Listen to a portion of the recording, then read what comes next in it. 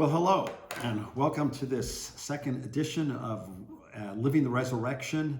We're looking at the great resurrection text, not just of the Gospels, but also of the letters, to think a little bit about not just the fact that the resurrection of Jesus happened, but what difference is that intended to make for us. So I'm once again trying to use these technologies, figure out, I got a remote today, so you won't awkwardly have to see me getting up and sitting down. I'm hoping that that's working. I'm going to use some notes today, some study notes that I put together for myself. What I want to do is, I don't want to do this whole Bible study on the video. That's not the point. What I do want to do is just give you some introductory comments, some background things, maybe talk about a few words that become important. And I want to leave you with some questions that we'll get to talk about on Tuesday night. You can use the same link once again that I sent out before. That'll connect you to the Zoom call on Tuesday. Jake will be with me again. I'm going to try to this time navigate through the management of a Zoom call, especially breaking us off into chat rooms. But he's going to help me with that, so he'll be there again on Tuesday. He was just great on this previous Tuesday night. I so appreciate him, and I'm glad that he's willing to help me like that. I'm going to put in a little plug right now for a book. If you know, I'm always looking for books to help me think through these things, and earlier this year, and this is a big book. You know, I don't usually recommend, books that are this fat. But this is N.T. Wright and another scholar named Michael Bird put together a book called The New Testament in Its World. It's basically an introduction to the New Testament. But it's absolutely fantastic. And I love the fact not just that the text is so interesting, but it's full of pictures and maps and, places of the ancient world and, all kinds of super interesting things. N.T. Wright is a scholar who I just deeply trust. And this is a guy who believes the story, believes that Jesus rose again from the dead, not just symbolically, not just metaphorically. No, Jesus rose. Matter of fact, a lot of the New Testament in its world is based on the idea that there is no New Testament apart from the fact that Jesus rose from the dead. If you're interested, in just having a great background book at home, this is a great one. The New Testament in Its World. It's published by Zondervan. There's also a little workbook with it, The New Testament in Its World, a workbook that goes with that. So, study questions and things like that. So, but a great resource if you're looking for that. Also, when I email you all just with a reminder about this week, there are going to be 3 attachments. And the attachments are going to be pictures. This story, the story of the conversion of Paul or Saul, and I'll just say the significance of that name change is only this. He was known as Saul in his Jewish setting. He was known as Paul in his Roman setting. It's not like, well, the pre-Christian is Saul, the post-Christian is Paul. It's not that. It's not that at all. It's in a Jewish setting, in a Christian setting. But there are some great artistic renditions of the Damascus Road encounter that Saul had. And you're going to get 3 of them. You're going to get the Caravaggio. It's called Conversion on the Way to Damascus. So just take a look at these pictures. I love to look at pictures, to think about them a little bit. Ask yourself, what's the... it's like Saul alone is having an experience in this painting. The horse seems oblivious to it. The guy taking care of the horse is oblivious. But there's Saul on the ground with his arms outstretched. What do those arms tell you? There's another painting. This one is done by a Flemish author, and he's actually just copying a famous Rubens painting of this. But take a look at this one and ask yourself, as you look at Saul, here Saul also spread on the ground, but here Saul looks different. His arms are doing something differently. What does this artist seem to be telling us about Saul in his encounter with Jesus on the road? And then finally, it's called St. Paul's Conversion, and it's a panel of a door from a church in Rome.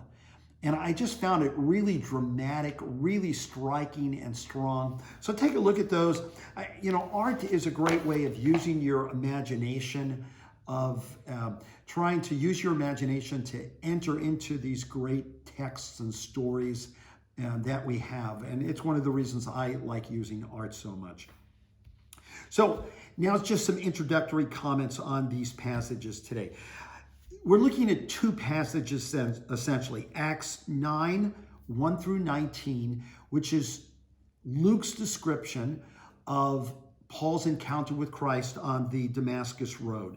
The second passage we're looking at is Galatians 1, 11 through 24, which is Paul writing in a letter, sort of reflecting back on that experience.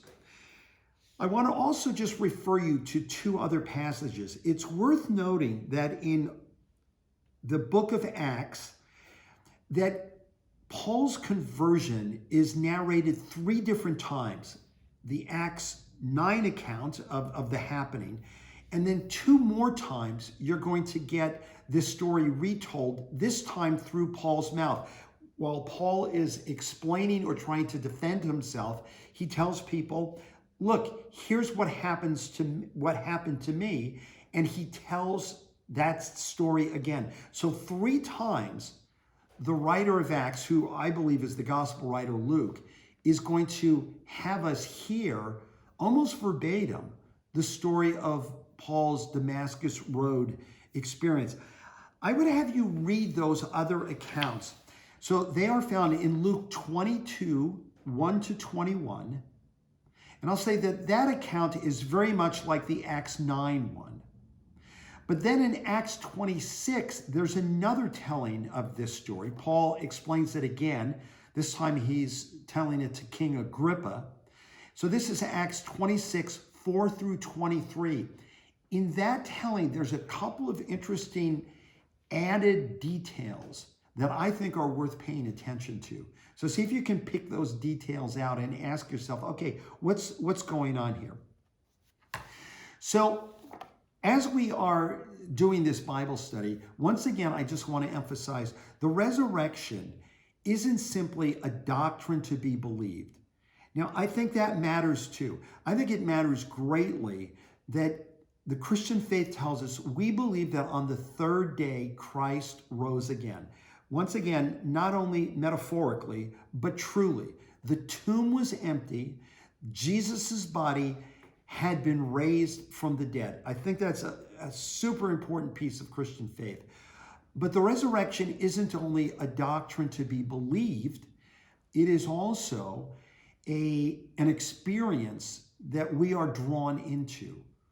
What happened to Jesus is, in a sense, Paul sometimes will use the word first fruit. Jesus is the first fruits of all those who will come after him. So his story, in essence, becomes something of a model of what we are intended for. We are also intended to have the resurrection become a very real experience in our lives. And that's why we're doing this study, to think about what is Jesus's resurrection intended to do in our lives. I want to read a great little quote I came across from Alistair McGrath, another British scholar who I really like. One of the major themes of the resurrection is the universal accessibility of the risen Christ. His power to transform and capacity to encounter humanity are no longer limited to geography, history, or culture. The resurrected Christ transcends all boundaries. And if that's true, it means he's transcending, the boundaries of us sitting in our own homes, not being able to be together. He's transcended the boundaries of 2,000 years since the original resurrection to what's happening today. The risen Christ is accessible. And again, that's why we are looking at these great stories. So the story that we're looking at, again, is it's sometimes called the conversion of St. Paul. It's just worth noting, this is not a conversion in the sense that Saul or Paul had previously been Jewish. Now he has this encounter and then he becomes a Christian. For Saul, or Paul, the experience of what happened to him on the Damascus Road did not change his religion. It changed his life, mind you, but not his religion. He simply believed that now his religion had taken, his faith had taken a turn. He had now come into the fulfillment of what he believed Jews were always hoping for. So it's a conversion on one sense, but not in another sense.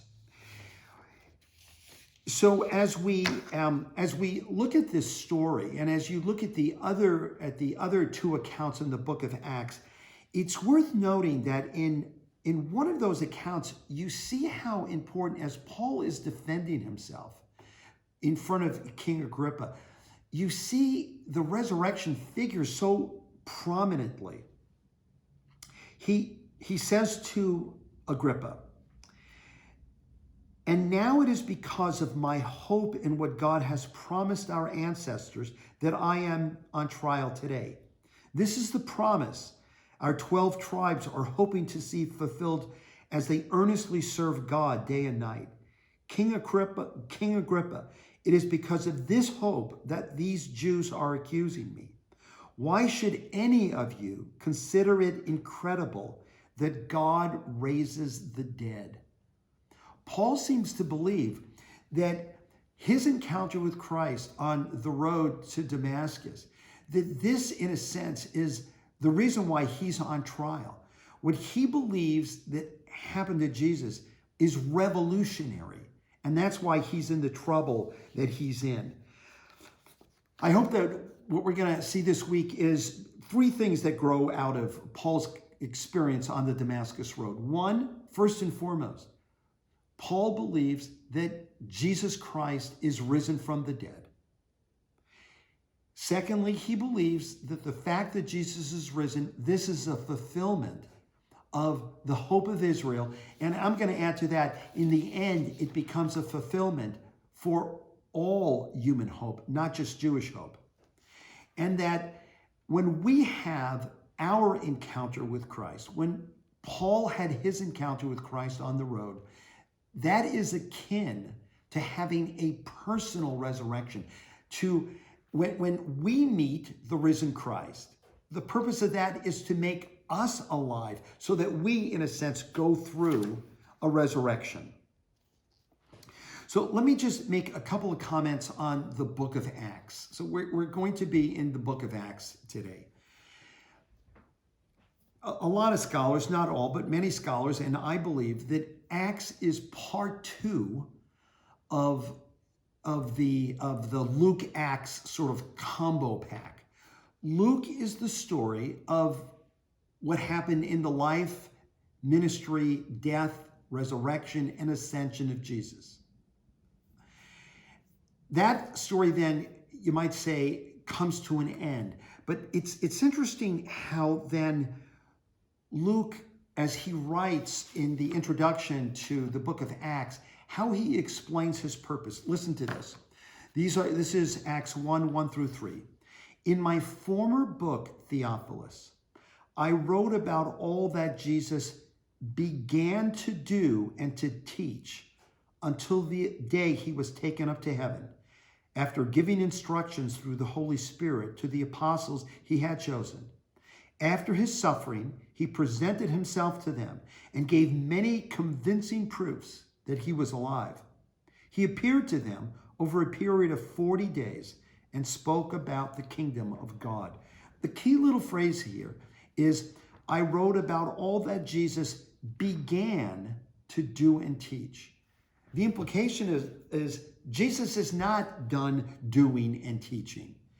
In my gospel, the Gospel of Luke, I told you what Jesus started to do, what Jesus started to teach.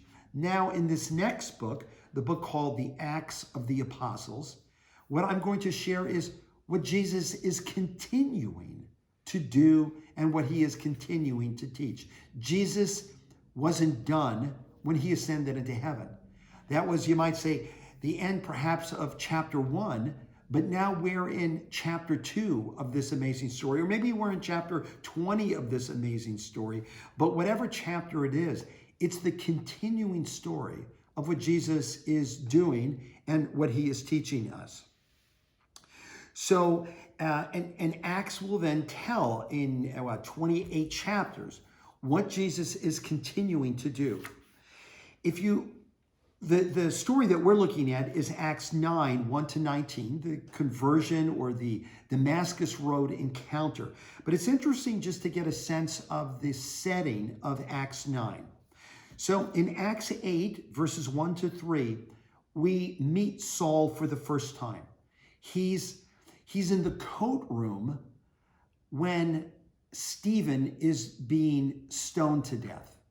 Stephen, the first Christian martyr, people are giving Saul their coats to hold as they take Saul or they take Stephen, they place him down in the center of them, and then they kill him by throwing rocks at him. And it says that Saul was there approving of what was happening. That's the first time we see Saul in the book of Acts.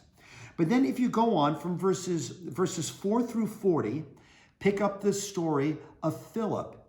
It's Philip working, I want to say, on the edges of Judaism. He's in Samaria. There's the great story of him with the Ethiopian eunuch. Then in Acts 9, you get the conversion of Saul or Paul's encounter on the Damascus Road. But you also get then his commissioning to go to the Gentiles. Then verses 20 to 31, you get Saul's earliest ministry. In verses 32 to 43, you pick up Peter's ministry. So you get Peter. It ends with Peter in Joppa, which would have been a town on the Mediterranean coast, right by Tel Aviv, present-day Tel Aviv. And then in Acts 10, verses 1 to 48, what you get is the conversion of Cornelius, that Roman centurion, that God-fearer. But it's not only the conversion of Cornelius, it's also the conversion of Peter. It's Peter learning that this good news story of Jesus isn't only for Jews. It's for Gentiles like Cornelius as well. And the significance of that is, for a couple more chapters, Acts 11 and 12, you're going to get Peter's ministry. But from chapters 13 to 28, what you get is the ministry of Paul. And what's critical is that the majority of Paul's ministry is among Gentiles. So what you're getting in this 9 through 10, chapters 8, 9, and 10 of the book of Acts, you're seeing the beginning of the way that the Christian story was going to spread and how Paul, who is the consummate Jewish insider, was going to become the critical instrument in sharing that story with Gentiles and outsiders.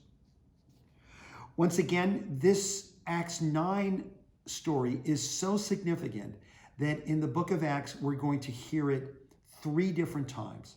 And it's always worth noting, one of the ways that the Bible underlines itself or highlights something is by repeating words, repeating phrases, repeating an entire story. In that we get this story 3 times, we come to understand how important Luke understands this story. In Acts 9, as we hear this encounter, we see Paul described with words that really are words used to describe wild animals. Well, let me just highlight some of those for you. It says that Paul was still breathing out murderous threats against the Lord's disciples. And he asked for letters to, he asked the high priest for letters so he could go to the synagogues in Damascus, so that if he found any Christians there, whether men or women, he might take them as prisoners to Jerusalem. So this idea that he was breathing out murderous threats, again, those are words that are used to describe almost like a wild animal. You know something? And I realize now, and I'm not going to edit these, because if I was, I'd stop it now and go back and redo a piece, but I'm not going to do that. I'm actually commenting now on the first time that Saul is mentioned. This is in Acts 8. It says this in Acts 8, verse 3. But Saul began to destroy the church. That word there, it's that word. He destroyed the church. Calvin says that Luke is deliberately portraying Saul as a wild and ferocious beast. That little word, destroy the church. This is the only place in the New Testament that word is used. It's used in Psalm 80, verse 13. Boars from the forest ravage it. Again, it's a word used of the animals. In Galatians 1, Paul says that he persecuted and destroyed the church. Again, another Greek word using to maul. It's referred to the panting or the snorting of wild animals. What's very clear as Acts tells the story of Saul, that Saul is almost less human and more animal-like in his absolute zealousness to end the Christian movement. And then, of course, there's that famous encounter, and we're going to talk about that. I'm not going to make comments about that now. I do want you, again, read the other two accounts in Acts.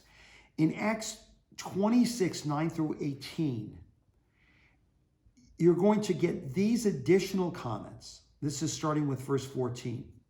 We all fell to the ground, and I heard a voice saying to me in Aramaic. Aramaic would have been Saul's insider language. I'm sure he also spoke Greek, but Jesus speaks to him in Aramaic. What's the significance of that? Think about that. In Aramaic, Jesus says to him, Saul, Saul, why do you persecute me? It is hard for you to kick against the goads. That was a common Greek and Latin little proverbs about kicking against the goads. The picture here is a goad was a tool that farmers, ranchers would use with their animals to prod them on. A stick maybe with little spikes in it to, almost akin to, I think about a cowboy sitting on a horse and you have spurs on your boots to encourage your horse to move, to get going. Jesus says to Saul that Saul, why are you kicking against the goads? What is that a picture of? What is Jesus saying to Saul with that image or that metaphor? So we'll think about that. As I was thinking about that kicking against the goads idea, the famous poem called "The Hound of Heaven" by Francis Thompson came to me. Here's just the beginning of that poem, this very famous poem. Thompson lived from 1859 to 1907. I fled him down the nights and down the days. I fled him down the arches of the years. I fled him down the labyrinth ways of my own mind, and in the midst of tears I hid from him, and under running laughter, up vistas hopes I sped, and shot precipitated. Adown titanic glooms of chasm fears, from those strong feet that followed after, but with unhurrying chase and unperturbed pace, deliberate speed, majestic instancy, they beat, and a voice beat, more instant than the feet. All things betray thee, who betrayest me. I think one of the things that we're hearing there in in that last description of Paul's encounter with Christ on the Damascus Road is that Jesus had been pursuing him. That the Acts 9 encounter was not the first time that Jesus had come after Paul. And it raises what might be a great question for us to think about. How has Jesus been pursuing us? Maybe before we knew Christ, how did he pursue us? If we drifted away, how did he come after us? And then one of the things I'd love for you to do as you read the Acts 9 account is to ask yourself this, because I noticed something I had never seen before, that as Luke describes what happened to Paul on the Damascus Road, I suddenly recognized there were some striking similarities to the description of Paul's encounter with Christ with gospel descriptions of the resurrection. So I'm asking you to think about, in what ways is the Damascus Road experience of Saul or Paul, how is that similar or akin to some of the descriptions that the Gospels give us of the resurrection of Jesus and what happened around that resurrection? So just sort of think about that for a bit. Read some of those gospel resurrection accounts. Look at Saul, the story of Saul on the Damascus Road, and say, are there some interesting things these two stories have in common? And that is, I'm going to leave you with three questions. And one, and I gave you the first one. What features of Paul's encounter with the risen Christ are reminiscent of the resurrection accounts in the Gospels?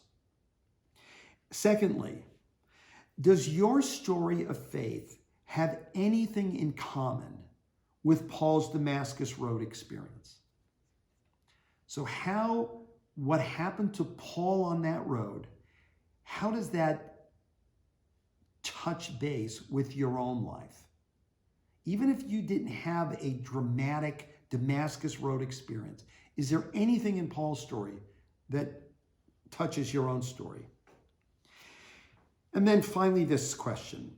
If Paul's Damascus Road experience is a personal resurrection story, and I believe it is, then it is also a crucifixion and dying story.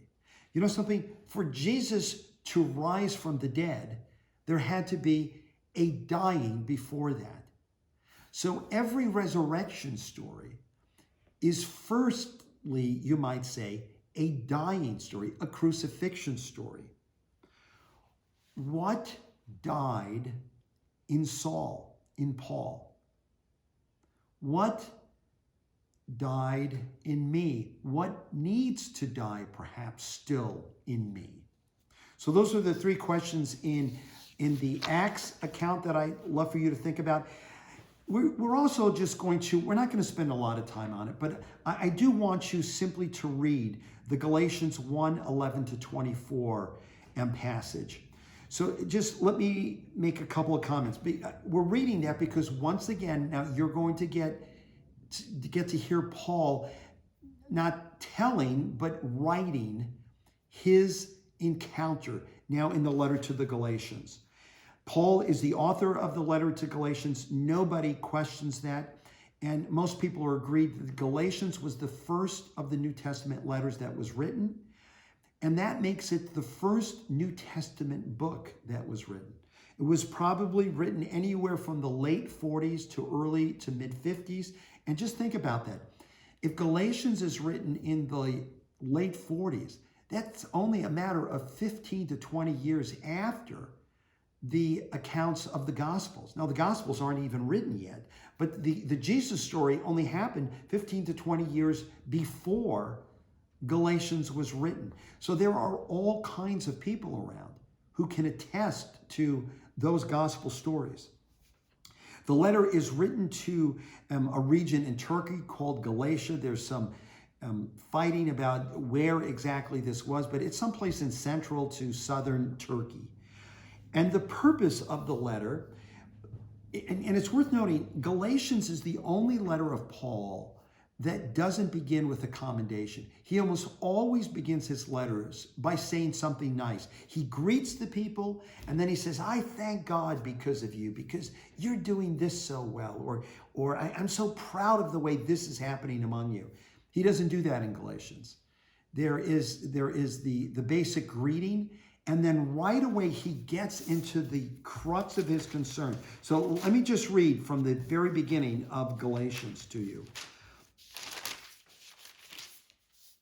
So, grace and peace to you from God our Father and the Lord Jesus Christ, who gave himself for our sins to rescue us from the present evil age, according to the will of our God and Father, to whom be glory forever and ever. Amen. That's a common way that Paul begins his letters. But then, I am astonished that you are so quickly deserting the one who called you to live in the grace of Christ and are turning to a different gospel, which is really no gospel at all.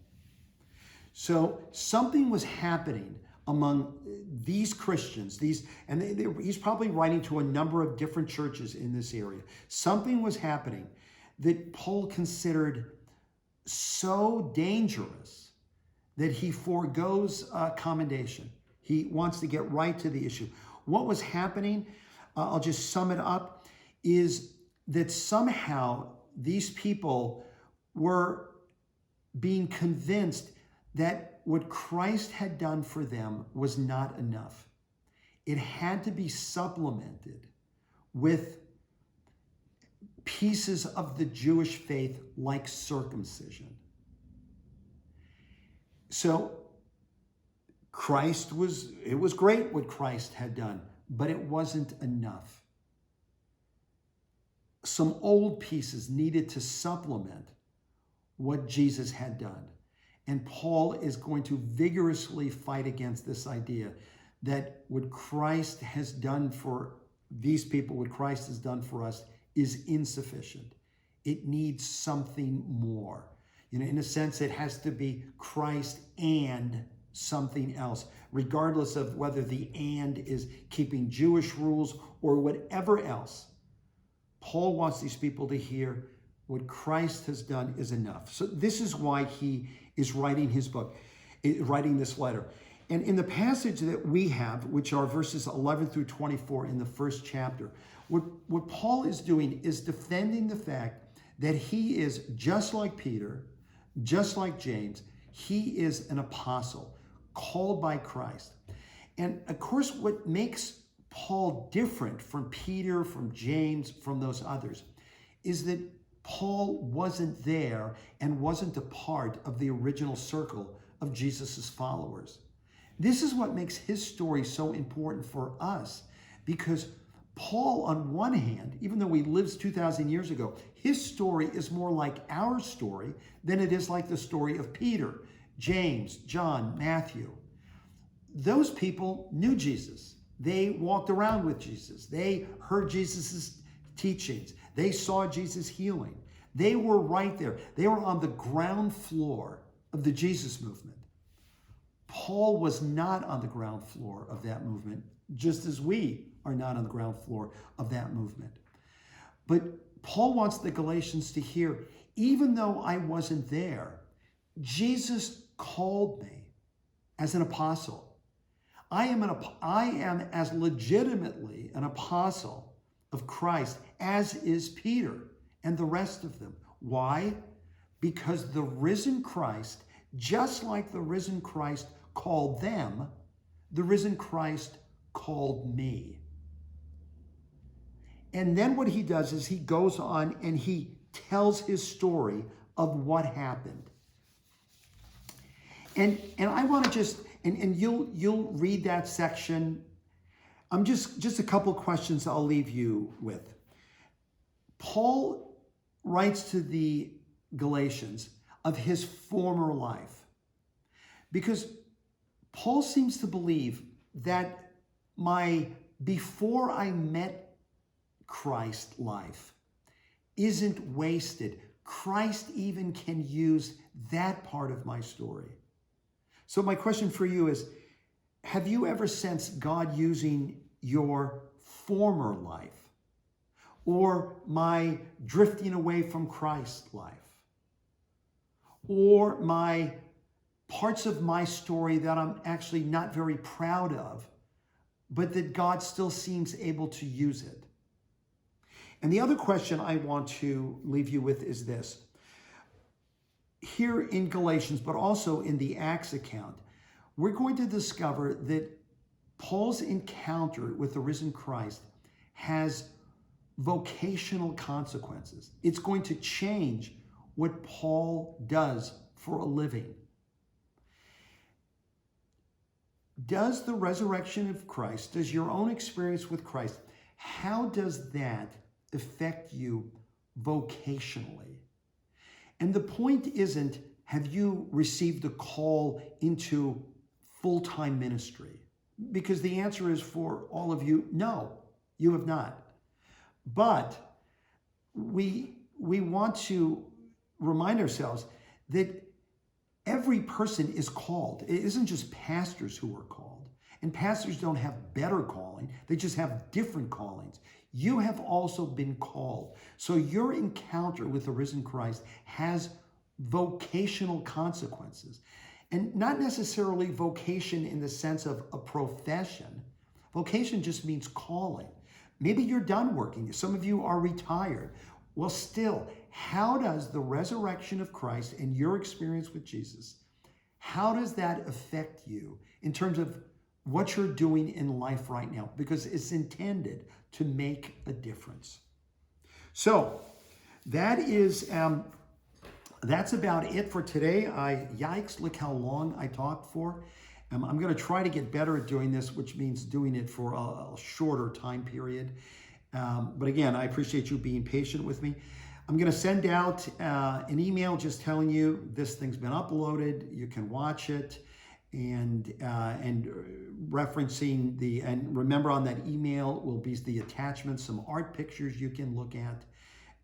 I'm really excited the fact that you want to do this. A couple other people have indicated they want to join us, and I will invite them in. They may be there on Tuesday night as well. Hey, God's blessings to you. I am hoping and praying that indeed that you are having an experience with the resurrected Christ. God bless you.